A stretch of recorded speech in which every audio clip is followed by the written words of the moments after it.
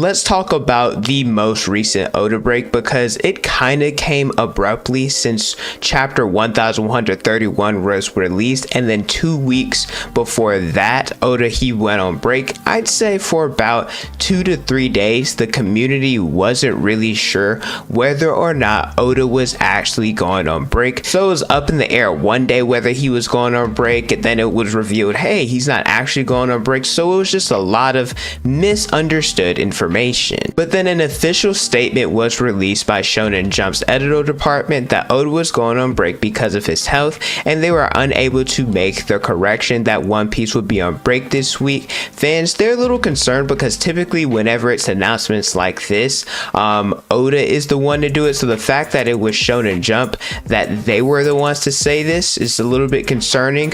They say that Oda will be back for the December 2nd issue, which I guess, to be fair, depending on if he needs to take an extended break, that date shouldn't be set in stone. I mentioned earlier that Oda recently took a 2-week break, which was another random break that wasn't scheduled, but this break was to assist with the season 2 of the One Piece live action. I am a little bit concerned in regards to the most recent illness or health issue that caused Oda to go on break this week. I'm not exactly sure what it is, but we know that Oda isn't in the best health at the moment, so I'm going to be keeping Oda in my prayers. And if that's something that you believe in and you support, you should probably, or I would suggest, if you care about him, keeping him in your prayers as well. For this video, I'll be a little bit more serious. It'll probably be a little bit less edited, and I won't be making any jokes about it, because I just want to bring a little bit to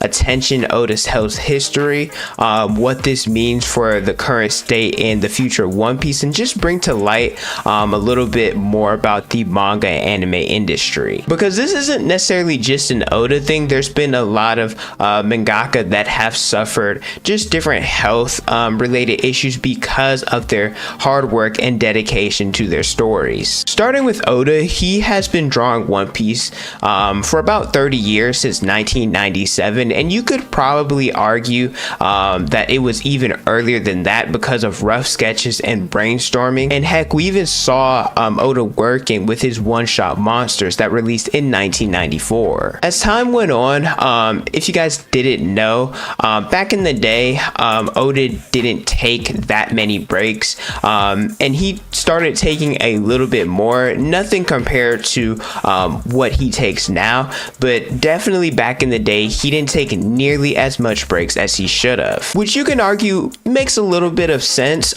He was way younger than what he is now. He could get away with neglecting his body with proper sleep, proper food to a certain degree. I know, like, in your early stages, when you're a late teen, in your 20s, heck, even in your 30s, you can kind of get away with that. It's not just a manga thing. I see it with college students, just people who work, etc. To a certain degree, though, this isn't good, because eventually it'll catch up to someone. And Oda, he has been known to struggle with diabetes, gout, and high blood pressure for years. But in 2013, when he was drawing Dressrosa, there was an incident that caused him to be hospitalized. He had peritonsillar abscess, which is an infection of the tonsils, and it could be serious if left untreated. And this was such a serious incident that Shonen Jump had to suspend One Piece for 2 issues so that Oda could focus on his health. To kind of piggyback on this point, I've seen a lot of people say that during this time Kishimoto assisted with Dressrosa. I don't know where this is coming from. He did visit Oda in the hospital and express his concerns,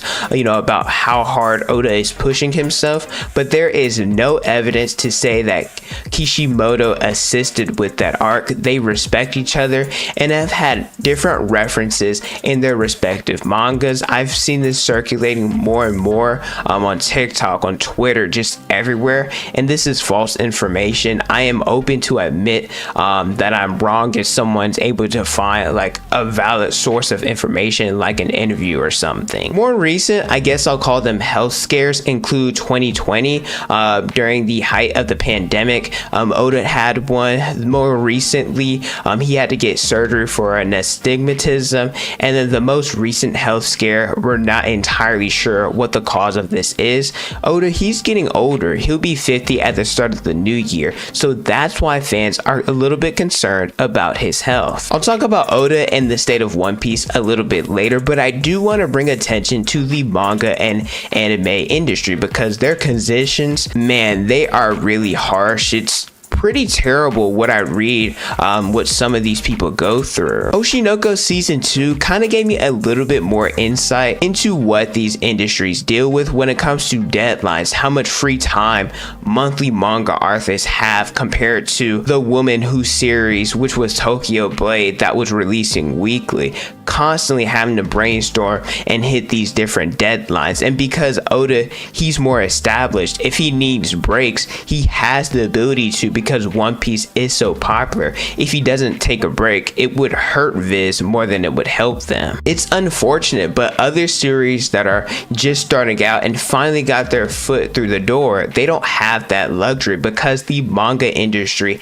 is so competitive and different series unfortunately get axed all the time. For example, a series that I was really excited about was called Two on Ice. It's about a boy who looked up to this girl as a figure skater, and he practiced by watching her competitions, and then they end up becoming double partners. I'm like 19 chapters in, and then I noticed the pacing went from slower and consistent to all of a sudden ramping up for the final conclusion. And that's because the series got axed. Y'all don't understand how sad it was. I don't think this series was peak fiction or anything, but I was definitely enjoying my weekly read. And not just this series, but there are plenty others like this. There's also different mangaka that have struggled with different health issues during their time when they were producing their series. Kubo, the author of Bleach, he had different issues. Tagashi had back problems for years, where Hunter x Hunter is just coming back after long hiatus. There's Yuki Tabata, he had to switch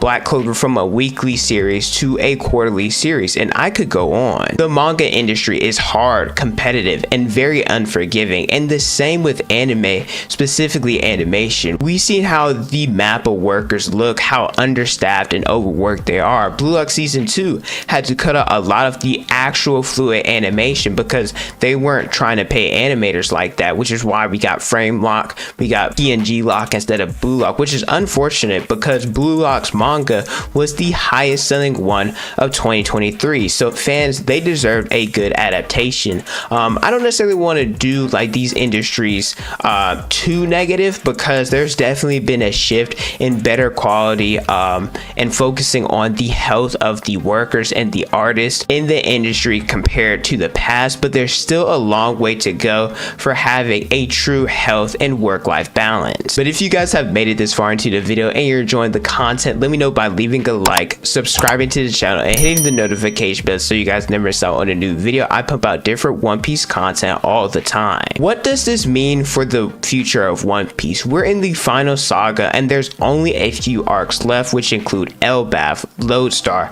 Laughdale, and the Final War. There might be others that I missed, but those are just the ones that I know off the top of my head.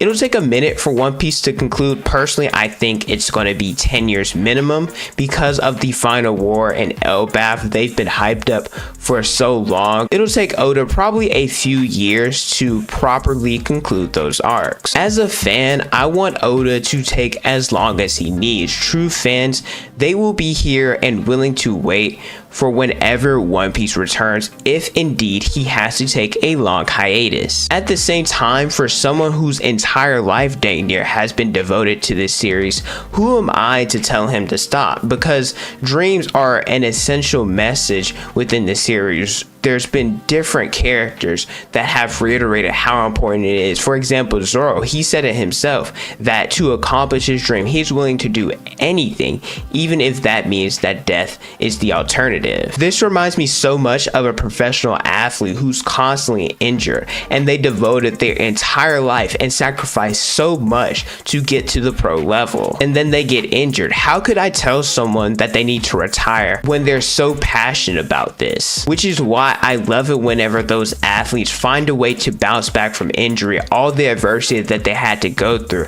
and they look just as good, if not better, than when they got injured. As I mentioned, I have no clue whenever One Piece is going to be finished. Heck, even after the conclusion of the series, we might get a two-piece, a prequel, different movies. Who knows? Maybe Oda might even write a whole nother series. But as of right now, as a fan, I want to give my support to Oda and wish him well, praying that he gets better and that he'll make a decision that will only benefit him and will allow him to finish One Piece on his own terms. Whether that means he's able to continue at the pace he is going now, or maybe he might need to take more breaks in the future, only time will tell. But Oda, the fans, we love you and we wish you a speedy recovery. If you guys have any suggestions for the anime and manga industry that will allow the workers not to go through just the excruciating hardships, let me know in the comment section below. But thank you guys so much for watching. Don't forget to like, comment, and subscribe. Hit the notification bell so you guys never miss out on a new video. Follow me on Instagram, Twitter, and TikTok. It's on the screen and in the description below. Thank you guys so much for watching, and don't forget to unleash your potential.